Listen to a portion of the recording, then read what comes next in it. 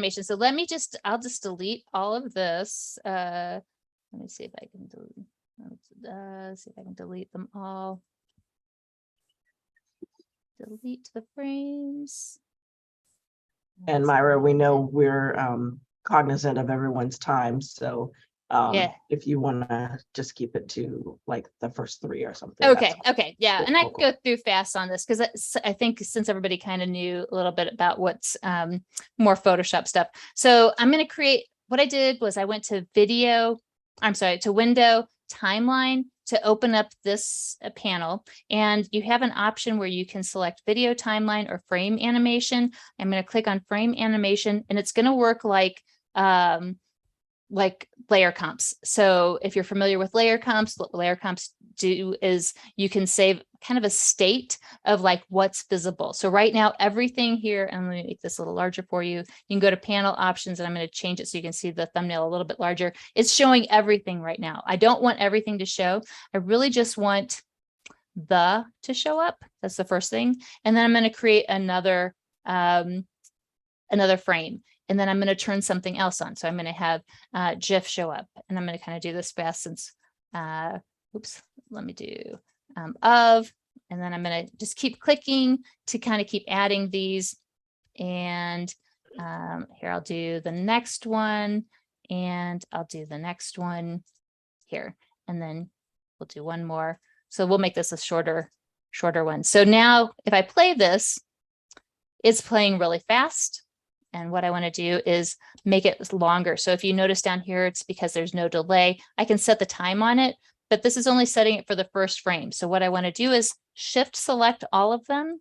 And then I'm going to change the time to like 0.5 seconds. So then it's going to take a little longer. So I'm going to click here, and then it's going to draw it a little more slowly. Okay, so now say this is exactly what I want. I can export this. I can't save it as something, so I'm going to export. I'm going to go to File, Export. I have export options, but like export as, while it has, it's going slowly, it has GIF in here, but it doesn't have options for animated GIF. So you're not going to use export as. The only one you're going to be able to do use to make an animated GIF is to go to export, save for web legacy. And what it's going to do is it's going to bring up this window. And I went through it so great. I was so like articulate and eloquent, but like, I'll go through this really fast. You get like this preset. And so here are these other types of formats that you can use. There are different algorithms that you can select. The nature of the format only allows you to save 256 colors. And what it's doing is it is mapping all of the colors. I just forwarded through the frames. It's mapping it here using whatever algorithm that you've selected. Now, I don't have any transparency in here, so I can turn that off.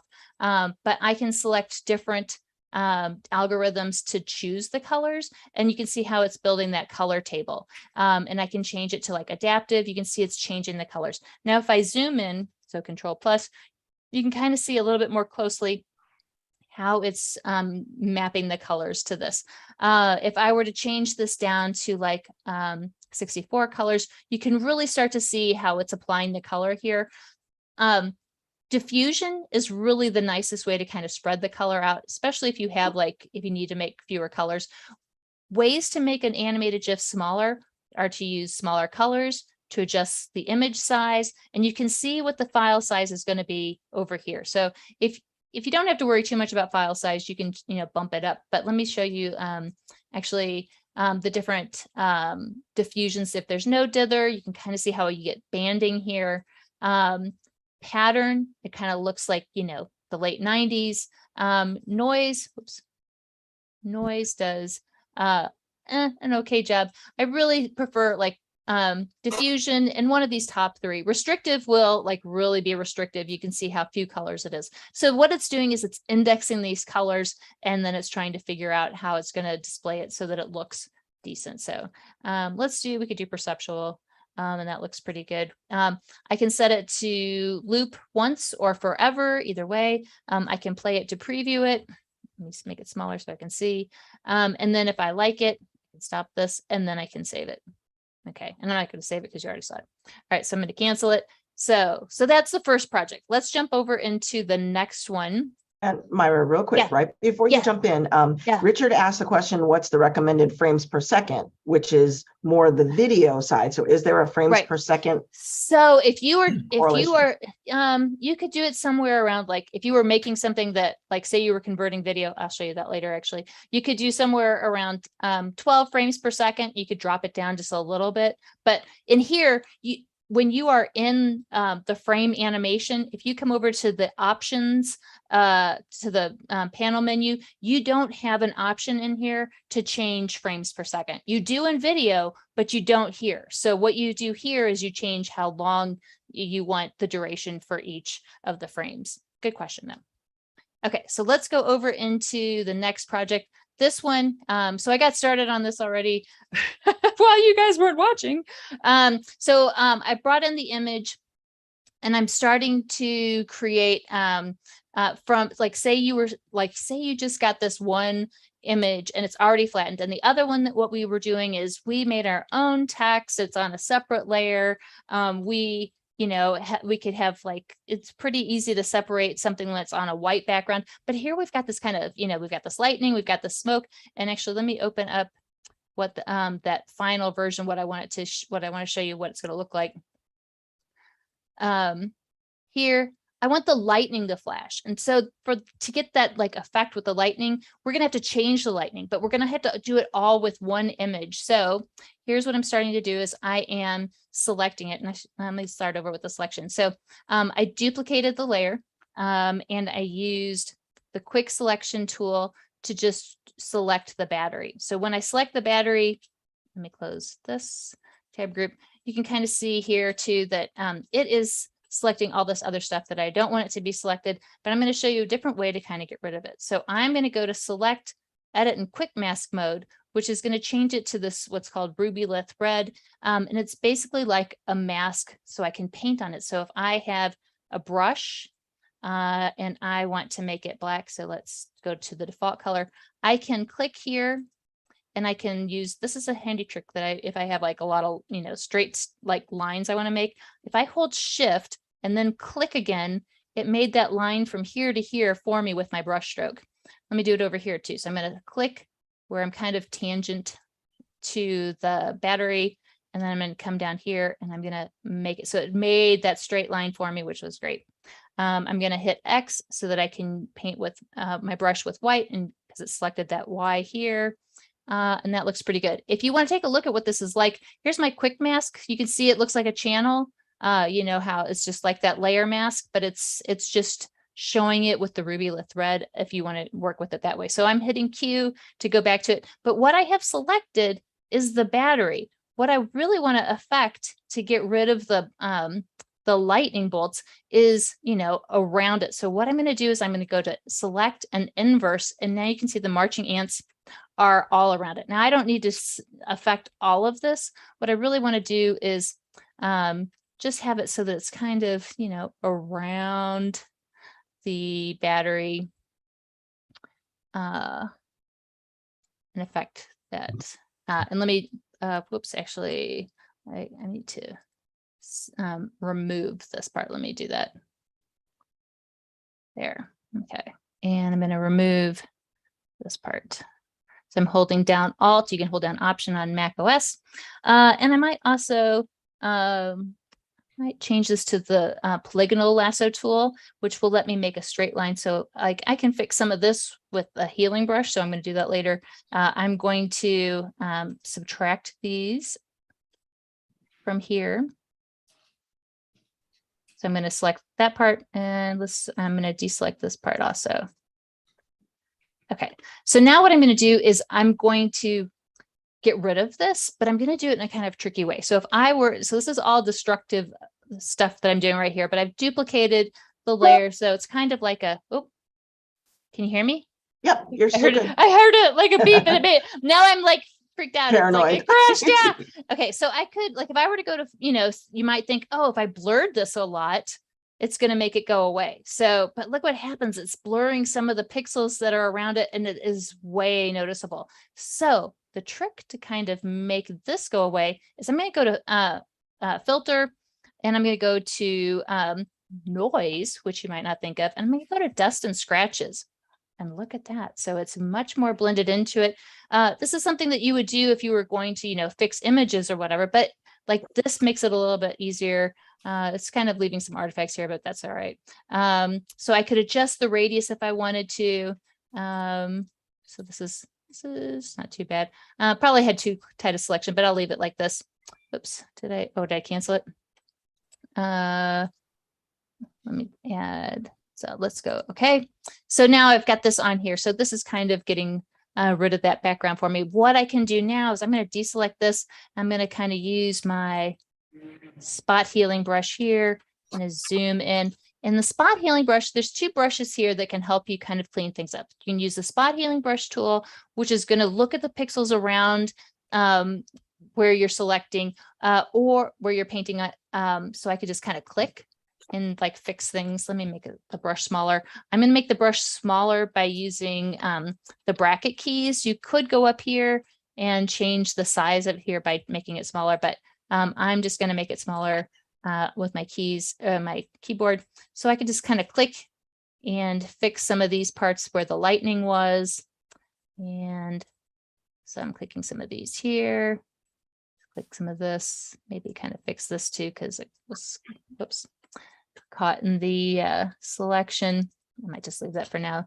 And here you can kind of click just to make these. If I want to select a particular area, I can use the healing brush tool, which is where I can Alt or Option click to make a selection. You can see how it loads that up as a sample, and I can kind of you know, fix an area that I want to align.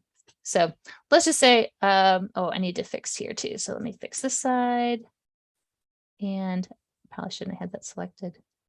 And that looks okay. In the interest of time, I'm doing this very quickly.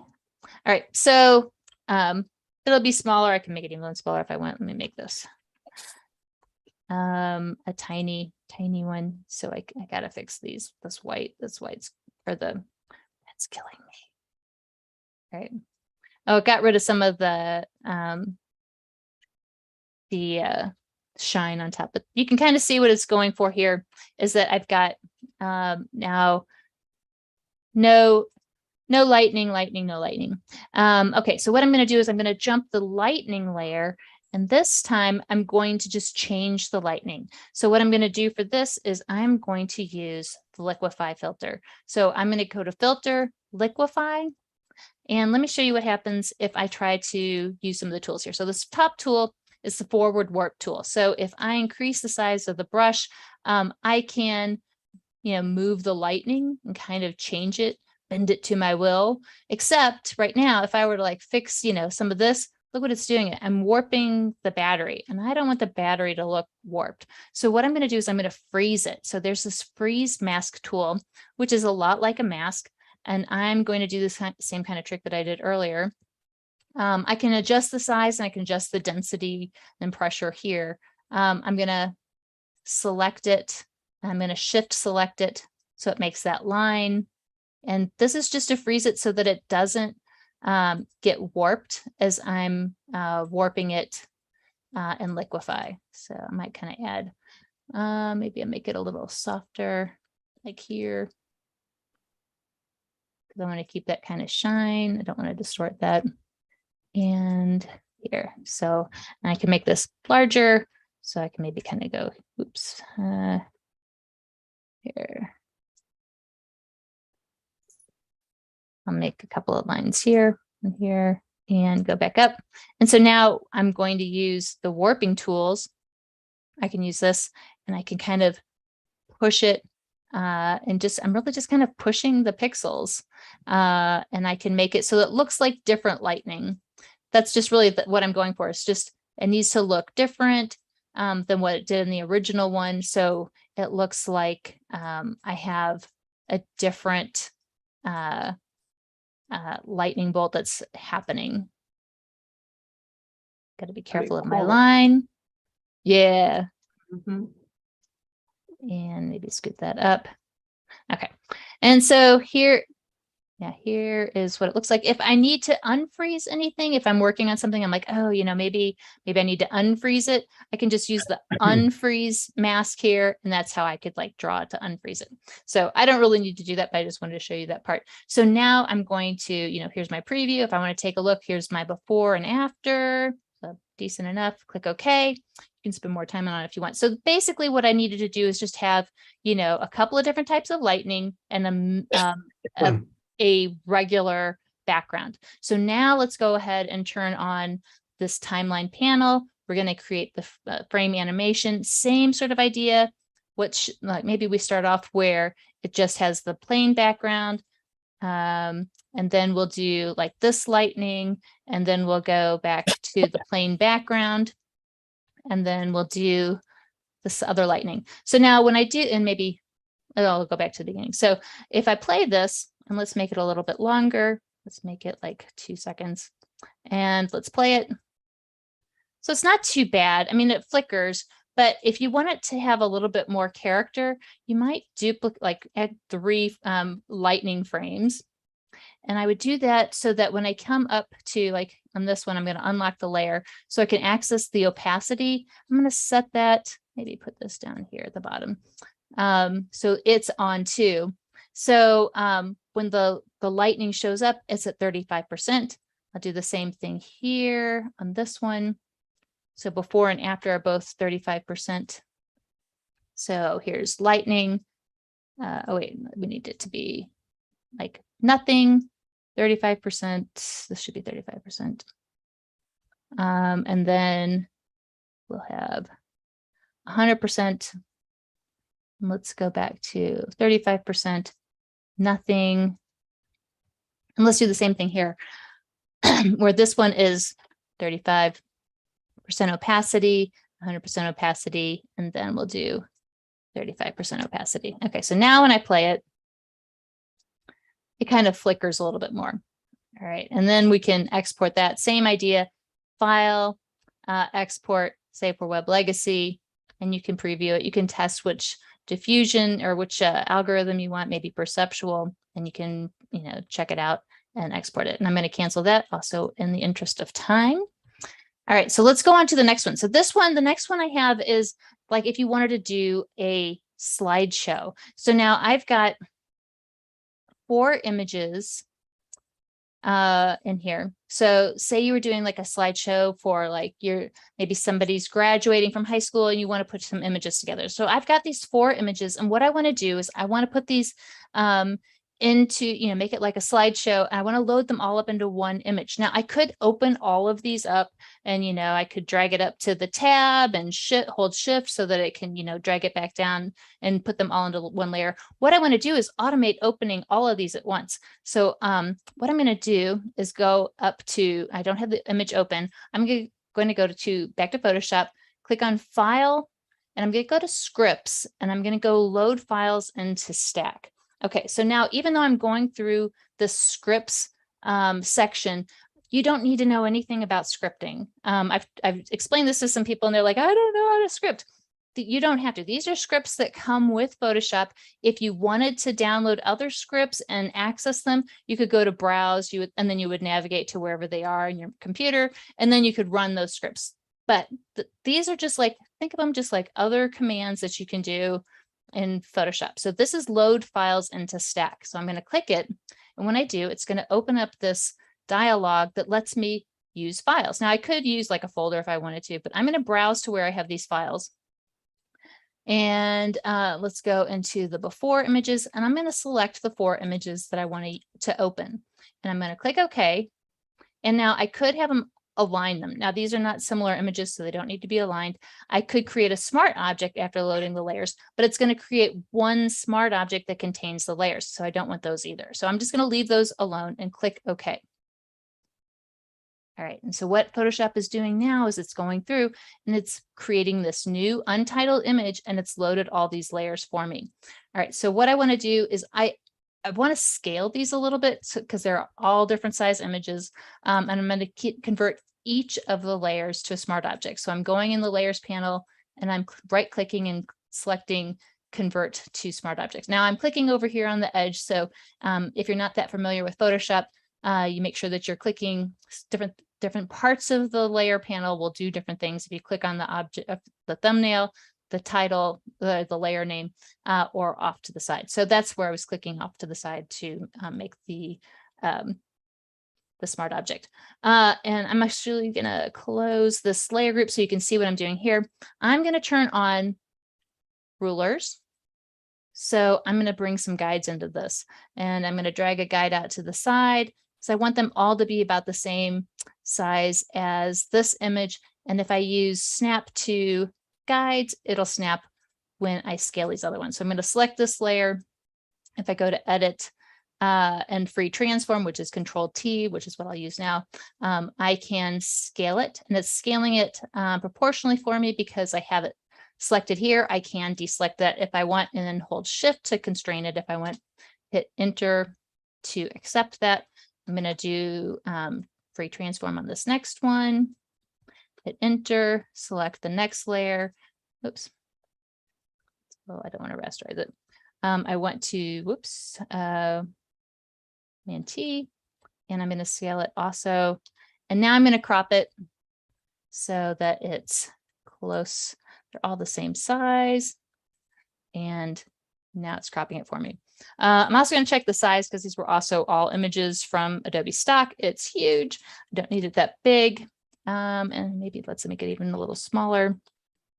Okay, so now it's even smaller.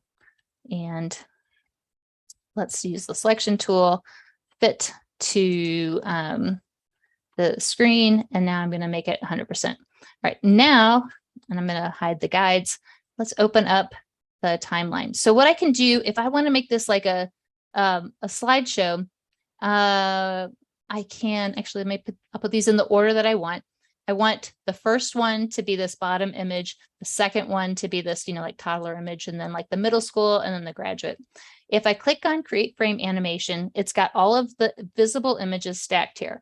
I'm going to use another automation process to create the slides for me this time. So instead of going through and creating each frame, I'm going to come over to the panel menu, and I'm going to go to make frames from layers. And what that does, look, it's taken each of my layers, and it has, so it's made the bottom one visible, it's made the second one visible, the third layer visible, and then the fourth layer visible. So I could select all of these, change this, how long it goes, maybe 1 or 2 seconds. And that could make like, if I'm playing it, then it's just going to be like a cut sort of transition between each of these. Now, if I don't really want that way, maybe I want, a little bit of transitions between those. Well, I could do, kind of like what I was doing with the battery, where I make another layer. If I double click on the side of it, it will open up a layer style. I could also go up to layer style and go right to which particular layer style I want to use. If I want to add like white, I could add like 50% white. How did it add it? White, normal 50%. Oh, my session. Oh, I was on the wrong one. I was on the wrong layer. So, so if I was, wanting, and maybe that would be over here. So if I was doing a transition, I could have like the transitions between it, I could make it at different percentages, but it'd be a lot easier if I just did this from video and then made the animated GIF from the video. So I'm going to undo all of this frame animation. And then instead, I'm going to turn on all of these layers, and I'm going to create a video timeline. And so now I have video in here. So I can do video with this instead if I want. If I want to change the size of this, I'm going to scale this is just like the magnification of this. When I have video, if I want to add transitions, I'm going to have to select all of my layers. Let me make sure this is all playing right. Okay. If I'm going to shift select all of these layers, come to the side here and create a video group from the clips. That's the only way that I can get these all into the same track. And I'm going to make this a little bit smaller so you can see. Now, what I want to do is, so like right now, it's looking just like it was in the frame animation. So I want to add these transitions. So that's what this little box here, this is transitions. I can set the duration of the transition. If I set it to like 1 second, it's going to make it 1 second for all of these. So I'm just going to make this for 0.5, which is what I want. I'm going to add this fade with white from the beginning, and I drag it down. You can see how it's making this like black rectangle at the beginning. And then you can see how it's kind of fading in here. You can see how it's got a little icon there. I'm going to add one at the end. And then I'm also going to add this crossfade in between each of those. And notice every time I add the crossfade, it makes it a little shorter. So what it's doing is it's kind of overlapping them. And so it's changing the opacity of one clip as it goes into the next clip. And that's what that symbol is identifying. So this is my playhead in the video timeline. That's what you can use it to scrub the timeline. So I'm going to scrub it. You can see here's my transition, and see these are much more gradual transitions. So what I can do here, there's a couple of options in the interest of time. I'll just show you kind of what I could do. I could go to render video. I could make the video, and then there's a couple of ways that I could turn it into an animated GIF. If I make the video, I can go to like what Andrea was showing. There is a way that I can take my MP4 that I would create from rendering the video and put it into, here, let me bring that up real quick. Express, and drag this over here so you can see. If I were to go here, you can see there's this convert to GIF. If I were to take my video, I could drag it onto here and make it, although you don't have a huge, like a lot of options for the size and stuff. So you still can though, take your video. I've got this video timeline, even though it's not a frame animation timeline, I can still go to File, Export, Save for Web Legacy, and I still have the option to export my animated GIF from here. So it's making my, I can turn off this transparency. It's making my color table, and let's make it perceptual. Let me play through some of this so you can see. Here's my transitions. So here's another way that I can make it. And then I can save this out, and that's my animated GIF. All right, so I don't think I have time to do the last one, but it's the same kind of idea. Making a video timeline, you would just copy, you would take your video and you can make your mask, and then you can still export it the same way, render it as a video, and then either use Adobe Media Encoder or Adobe Express.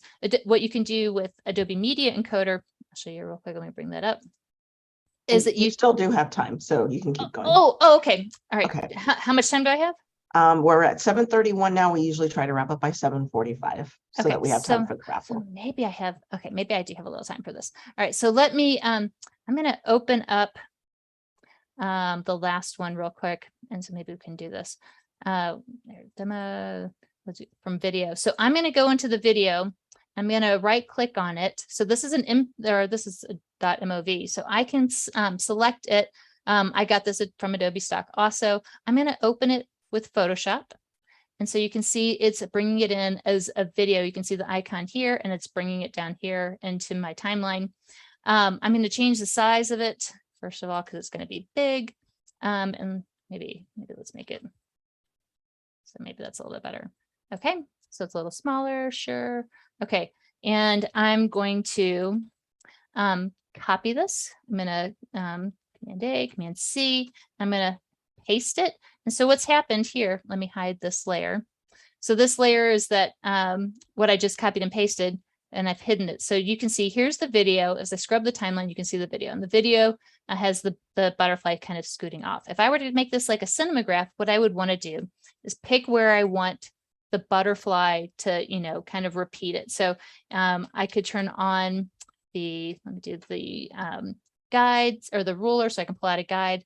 I might kind of have it where I pick about like how far it is apart, and kind of, decide that's kind of where it was starting. And here's the widest point of where the butterfly spreads its wings. I'm going to use the lasso tool to kind of select it, select the parts that change, so that shadow underneath the butterfly wings. And let me scrub the timeline while that's selected to make sure that everything that I want inside of here is selected. It's pretty close. There's a part here you see where there's like a shadow, like something's flying overhead. Well, that's going to tell me I don't want the video really to go any farther than that. So I can make this smaller. I can drag the edge to make it, shorter. So that's where I want it to end. And here's where it kind of, okay, so it starts here and the wings come up here, and that's actually probably pretty good. All right, so while I have that selection created, I'm going to select that layer, turn the visibility on, make the layer mask. And remember, where it's black, it doesn't show, and where it's white does show. So if I scrub this timeline now, it's actually the opposite of what I want. So you're seeing all these little bits happening in the background, and the butterfly is still. So I want to change this. I'm going to invert it. So I'm not going to, remember when we went to selection and inverse, it's like that, except I'm actually changing the image. So I'm going to go to image adjustments, invert, or control I while that's selected, and now it's inverted it. So everything that's white is selected, and what's not showing is that black part. So here is just the butterfly, and then now I can make the animated GIF from that. If I want to, I can bring in like a logo here if I wanted to. I was going to show you some motion. I have a couple of minutes. I'm going to do that. So I'm going to let's place this. Oh,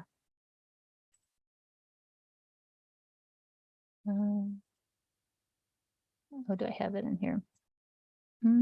Oh, actually, it's in my library. So here I have this butterfly logo that I've created. I'm going to add a layer style to it. I'm going to double click on it, make it white. Oops. And I don't want the inner glow, just this. Let's make it 100%. Okay. And it's placing it where I had my playhead. So I'm just going to shorten it so it only has to go here. If I want to add motion to this, what I'm going to do is I'm going to need to add keyframes. So I'm going to twirl this open, and now I start to access the different attributes. So like say if I want at the beginning, actually I want it to be like about 1 second. This is where I want it to be. And then let me see if I can add another keyframe here. No, let me go back to the very beginning. I'm going to move it up. So I'm just going to use the selection tool to move it up. Whoops. Select the layer. And I'm going to drag it up. Too far. Okay. Oh, I've undone it. Let me start over. So here is the layer selected. I'm going to, I can move it at the beginning, just have it come up.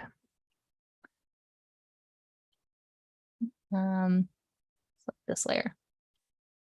I keep dragging the wrong one.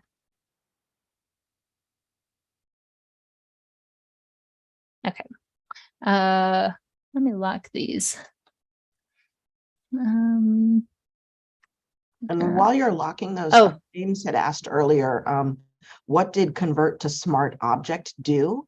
And Teresa was kind enough to give some feedback as well. Yeah, so smart objects protect the original pixels. Right. So if I were to go into the, like here, you can see that this is the original image. It's scaled down to 17 or 16.7%. So it keeps all of the resolution. So it's just a non-destructive way of working with the image. All right, so let's change this. Here's my, I'm just gonna nudge it. So it's up there, nudge it. I'll go to 1 second, and then I'll nudge it back down. And let's go to the end. And I'm going to nudge it wherever the cursor is, or wherever the playhead is where it's going to automatically make the keyframe for me. And I also want it to stay on screen for a little while. So maybe somewhere about here.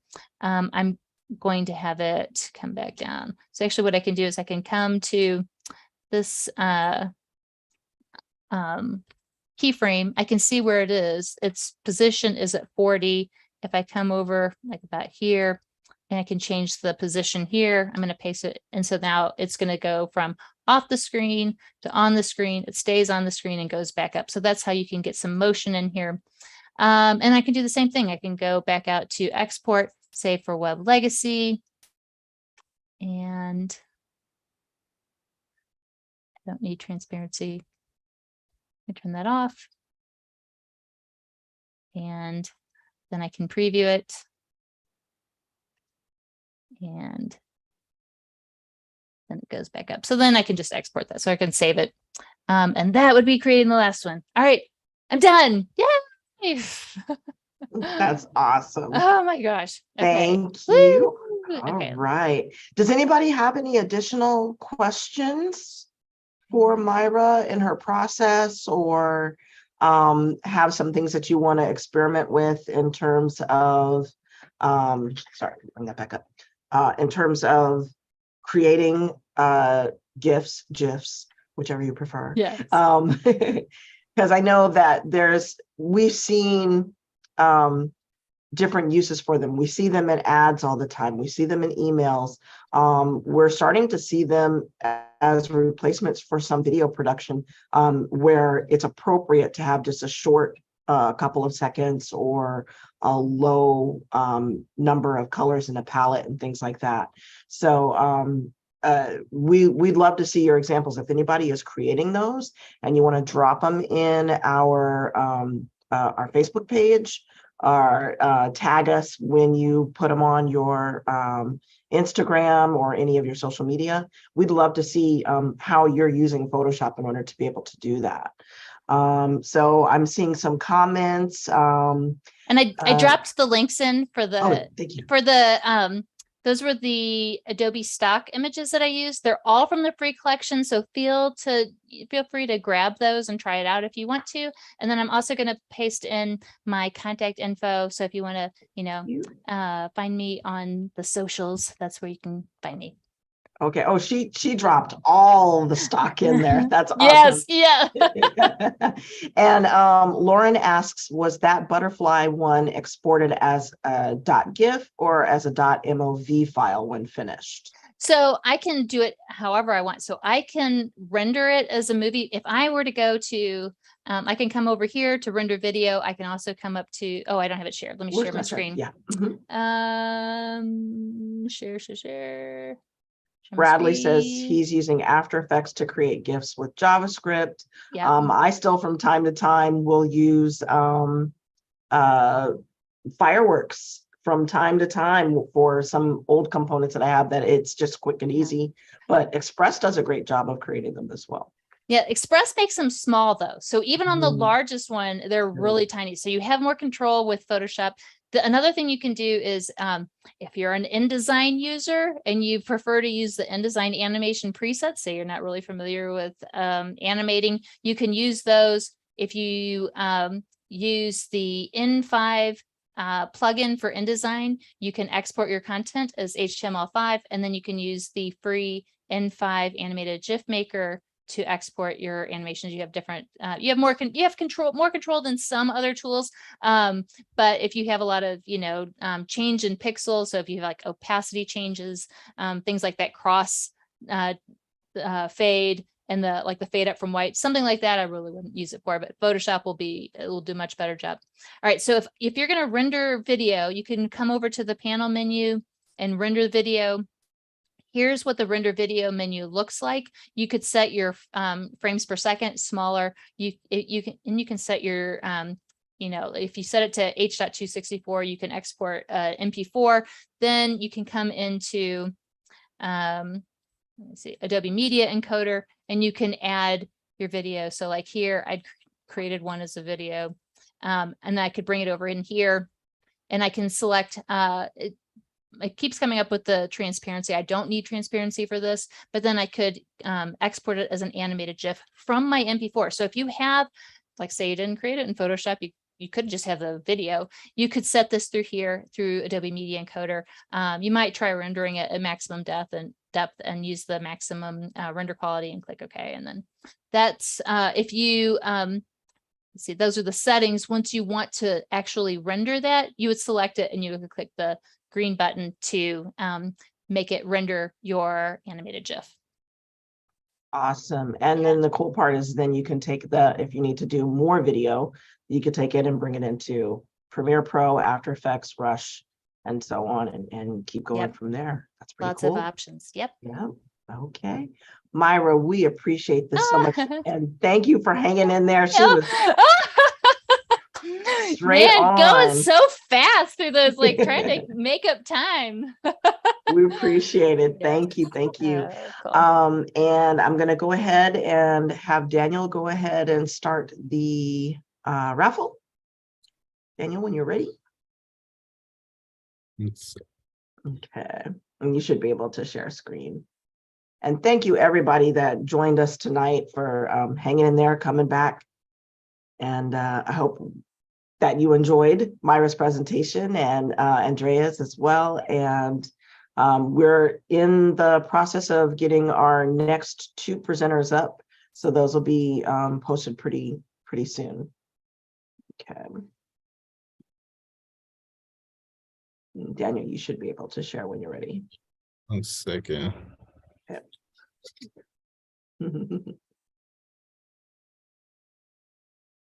And hopefully everybody's staying dry, warm, weatherproofed, not floating away, not sliding away.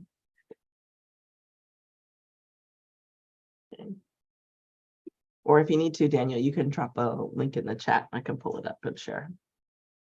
Hold on 1 second. Okay.